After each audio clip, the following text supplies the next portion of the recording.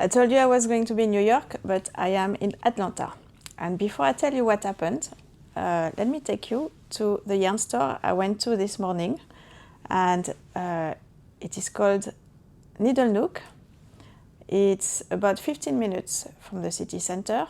And to get there, the Lyft driver took me through a residential area that was super nice. It had colonial houses, single-family unit houses that are a bit more modern, but I loved going through this area. It was super nice, very green. Of course, it's the end of spring, beginning of summer, I guess. And the yarn store I went to is called Needle Nook, and it is the longest established yarn store in the Atlanta area. And it's been established since 1976, which means this year they are celebrating their 50th anniversary, or 50th birthday, I guess. The yarn store is quite big, very long. When I entered, the lady who was looking after the yarn store asked me, do you need any help? Do you mind dogs? Because Violet, the dog, was there and she had to come and say hello, which I loved. And I just told her I was browsing, and I asked her what was the secret to being in business for so long as a yarn store, and she said they started off as a needlepoint cross-stitching shop, and they evolved over the years, and now they mainly do yarn, of course. There's a little bit, a small part of the store which is needlepoint, but really it's insignificant in comparison to the yarn. What I liked about the store is that it has yarn either side, and there's a little bit of yarn here and then in the middle, but there's two big tables where you can sit and knit, and there's also at the back an area with armchairs. So it's very welcoming. You can sit there, I guess, and knit. I think there was a one-on-one lesson, and there was a lady knitting on her side of the shop. The shop itself has many different yarns. What did I see? Sandnes yarn, Malabrigo, Youth yarn, the usual suspects. They also have their own brand, not own brand, their locally dyed yarn, which is from Savannah, I think she said, and it's called the Freckled Frog. They have a lot of it, very nice colors. I really like the colors. What else? What else did they have? I can't remember from the top of my head, but I'm going to show you the pictures and videos I took of the store, and then I will tell you what happened and what I did after I went yarn shopping.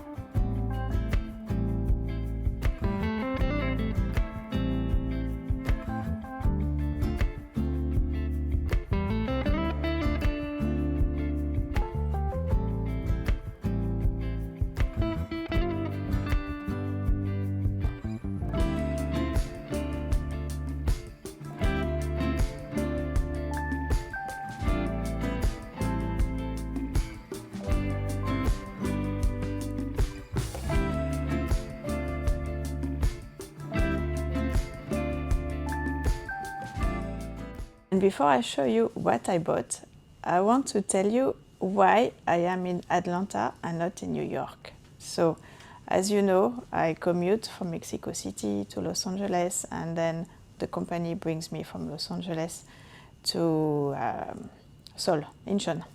And this time, we got a notification from Aeromexico that our flight was delayed by almost 2 hours.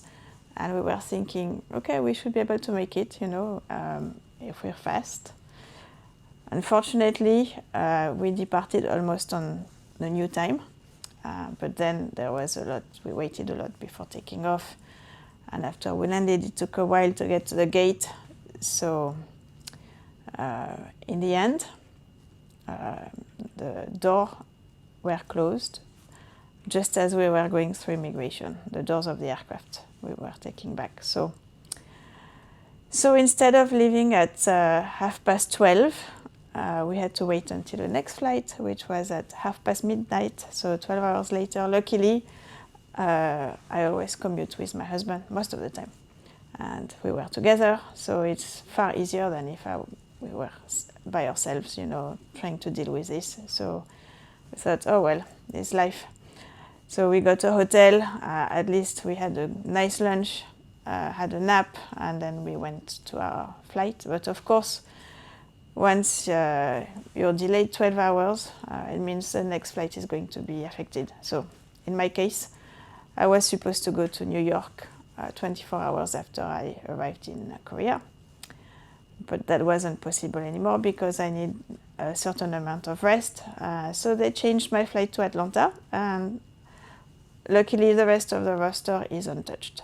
My husband, he had a reserve the first day, so they didn't change his roster. So that's what happened. And this is why I am in Atlanta. But I am still going to New York at the end of the month, so all is not lost. Of course, I bought some yarn, and I wanted to buy their locally dyed yarn, the freckled frog, and this is what I bought, and it's a neon yarn. Really, I didn't know that they have it so much because, I made the very V-neck sweater from the neon yarn I bought in the Unruly Stitch near Boston. And so I found this, and the reason I picked these colors, there's a reason. The purple, it's tongue-in-cheek really, because for the World Cup, the mayor of Mexico City decided to paint everything purple. And it annoys the locals, you have no idea. And of course, I think, there could be a better use to the money, for sure. And so I thought purple, in reference to the World Cup and the city of Mexico. And then I found this, and it's complementary colors, purple and orange, and I think I can probably find a cowl or a shawl to make with these two colors. So that's what I thought, and I love the neon freckles. I love it. And the other thing that I bought, because I thought I wanted to make, yesterday I was browsing Instagram and I saw this sweater that you can wear back to front. And my dress, the cami dress that I showed you a couple of weeks ago, I had so much fun changing it around every time I went to the toilet for my husband's party that I thought, oh my God, a top that you can wear back to front as well. Amazing. So I decided to look for some yarn for it. And I'm sure I have some yarn at home, but it doesn't matter. The name of the pattern is, I forgot. I will put it down. But look at the yarn I bought. It's Marilyn Organic Cotton Blend, Juniper Moon Farm. And it's got some sparkly things like I like. So they had fuchsia color, but I already have the cami dress, which is fuchsia, so I didn't want to do this. They had a turquoise, bright turquoise. I wasn't too sure on it. There was a light gray, which looks like what I'm knitting right now. So I settled for the green, and I think green with my hair, and Yes, this morning I went to the hairdresser. I had an appointment at 8 a.m., so I started my day very early. And I had to do my color because when I go back home, it's my stepson's graduation. So that's what I did. Before I went to a yarn store at 8 a.m. So yeah, green, I was looking at my hair and my face and I thought I settled for green. So that's what I did at the yarn store. And then I wanted to go back to Margaret Mitchell's house. And I say I wanted to go back because the first time I came to Atlanta was exactly 27 years ago when I was a young pilot. With my first job, I was doing my first typewriting, and the company I was working for in the UK sent us to Atlanta to do our simulator training. So off we went to Atlanta. I can't remember exactly how long it was, maybe 3 weeks. I can't remember. But you know, we had days off in between. So I went to visit Margaret Mitchell's house, who wrote Gone with the Wind. And I just remembered the house with a lot of grass around, a big lawn. And when I got there, it was the city center this time. So I was very surprised. But it's been 27 years, so it makes sense. So when I bought my ticket, I asked her, I said, really, I was here 27 years ago. I'm sure there was nothing around. It was just lawn. And she was, no, yes, you're right. There was nothing. And I didn't realize that the house was converted into a museum in 1997, so only 2 years before I visited. And really, I was so surprised. Of course, 27 years, it feels like I've had many lives in between.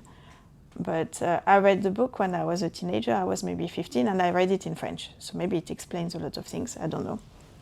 And I loved it, and I think what I loved was the love story, no? But they, in the museum, of course, they talk about Margaret Mitchell and her life and everything, but then there's a new part, a recent part where they say, well, you know, it's a historical fiction. Fiction is the key word here. And they're saying how it doesn't represent life how it was, the blacks and the whites. And indeed, when, you know, they made a movie out of it, I think it was in 1938 that they made the movie, if I'm not mistaken. And I could not believe it. When the movie was released in Atlanta, the black actors were not allowed to attend the premiere, and the director of the movie said, okay, but I want my actors in the leaflet because we need to, they need to be, they're part of the movie. And they said no. Unbelievable, I cannot believe it. But in New York and in Chicago, there was no problem, they were part, of course, is the North. But I'm discovering things, and so I bought the book, and really they make such a controversy over it nowadays, and I can appreciate it. But I think it's a fiction. That's how we have to remember it, and it's for the love story. Who doesn't love a good love story? So I'm going to read it again, and this time in English, not in French. And I bought also, which I like, I loved it. It's always stayed with me since I read the novel. After all, tomorrow is another day, and it's so true. And when I joined my previous airlines, we had I had Brazilian colleagues, and they used to say after every simulator, 1 lion a day, you know. In French, we say, à chaque jour suffit sa peine. I guess it's like this. That's how I took it. So, after all, tomorrow is another day. I like this quote. And after that, I walked back to the hotel. So it took me about 45 minutes. It's super hot. So when I got close to the hotel, I decided to buy a Diet Coke Zero. And I went just opposite the hotel, right in the center of Atlanta, to a little shop. to buy my Coke Zero, and then I was looking for my hotel key, and this guy entered the store screaming. You don't know the fright I had. I was shaking. I asked the shop assistant if I could go with him. You know, they have a kind of glass house that they can lock. So he let me come in with him. I was shaking. I'm not used to these things. Obviously, you know, it's very sad what happens in the city center in a lot of US city.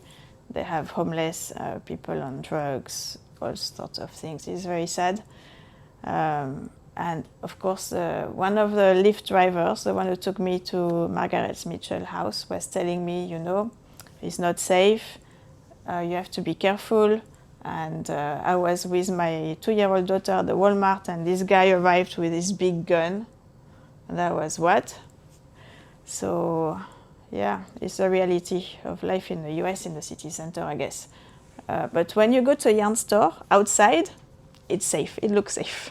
So see, knitting is safe. So that's what happened to me. Tomorrow, I am going back to Incheon. It's going to be a roughly 15-hour flight. I brought the aircraft to Atlanta, so I'm going to have the first rest tomorrow. So I guess out of 15 hours, I will have 7.5 hours rest, so maybe 6.5 hours to start with. So I'm going to have an early night today, so I can wake up early. So I'm tired to go to work. And I am going to read Gone with the Wind again. And I feel like my reading and my knitting are taking the same path. I have so many projects that I'm doing at the same time, and so many books that I'm reading at the same time. I don't know if you're the same. Maybe it's with age we get like this. I don't know. But yeah, I'm looking forward to going back to Incheon. My husband is going to be there waiting for me, and we always have a little date, you know, when we're together at the same time in Incheon. And after that, I am going to Ho Chi Minh, which is in Vietnam. I haven't been to Vietnam since before the pandemic. And it's a country I love. So I'm super excited to have 2 days in Ho Chi Minh. I haven't looked at yarn stores there, but I will definitely find one, I hope. And on the second day, one of my friends who is a pilot there is going to be there. So she's going to take me out, and it's going to be fun. She's the wife of another captain here in my current airline. So we're all friends. It's nice. So if nothing changes, I didn't check my roster since I came back from shopping. So thank you for being here with me. If you've been to Vietnam, Ho Chi Minh City, and you know of any yarn store, this video is not going to be released yet. So it's not going to help me, but you know, it can help people maybe who are watching the videos and watching the comments. So you can leave it in the comments. And I always love reading your comments. Really, you make me laugh sometimes.